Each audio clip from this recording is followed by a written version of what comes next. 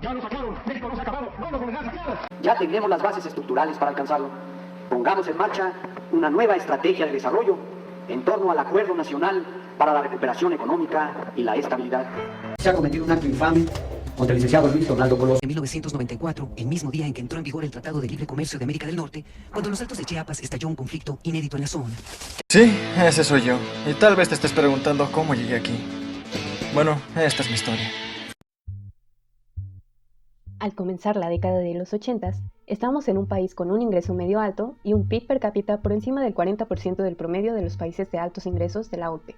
Esto empezaría a cambiar para 1982, con la inestabilidad cambiaria, inflación, sobreendeudamiento, déficits en la balanza de pagos y en las cuentas públicas.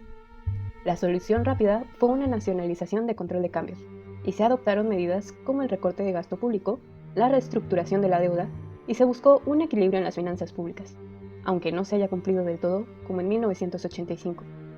Posteriormente, De la Madrid realizó ajustes de acuerdo con las reglas impuestas por el FMI y del PIRE, e impuso un patrón de crecimiento orientado hacia afuera, comenzando un periodo de liberalización, pero no pudo estabilizar la economía y retomar el crecimiento.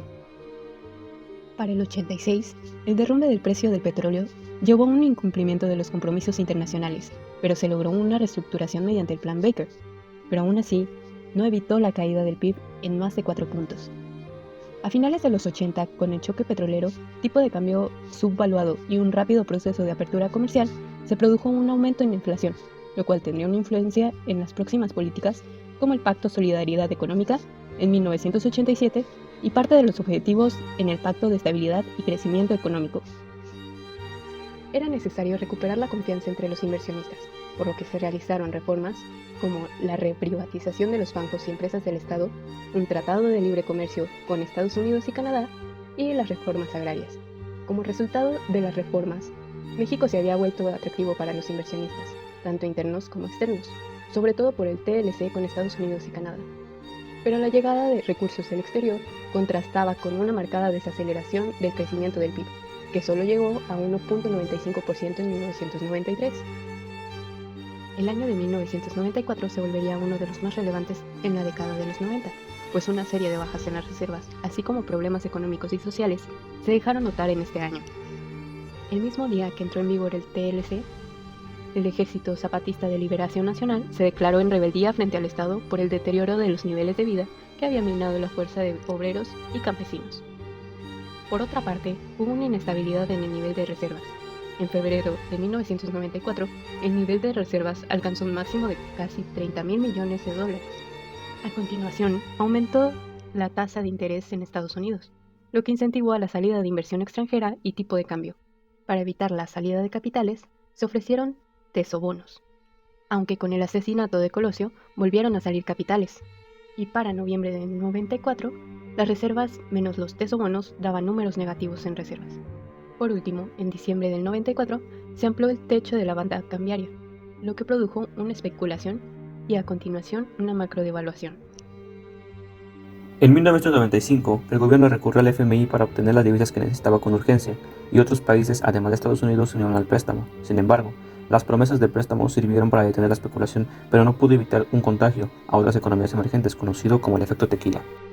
En marzo del 95, Zedillo replanteó las metas de ajuste macroeconómico, haciendo recortes al gasto en planta burocrática, aumentos de los precios de los bienes producidos por el Estado y elevación de la tasa del IVA de 10 a 15%. Con el paso de los meses, una alza de cartera vencida provocó el rescate de los bancos mediante su capitalización a través del FOBAPROA para amparar el ahorro de sus clientes. Al cierre de 1995, las cifras oficiales de la crisis eran una contracción del PIB en 6.2% y una inflación que rebasó los 50 puntos porcentuales. Una vez analizado todo el contexto, nos llega una pregunta interesante. ¿Qué onda con el crecimiento en el periodo posterior a las reformas? ¿Por qué fue tan decepcionante? Esto en parte es explicado por la baja productividad en la economía, producto no de un bajo nivel de capital humano, sino de una incapacidad del mercado de trabajo para absorber a esa fuerza de trabajo en incremento desde los 80.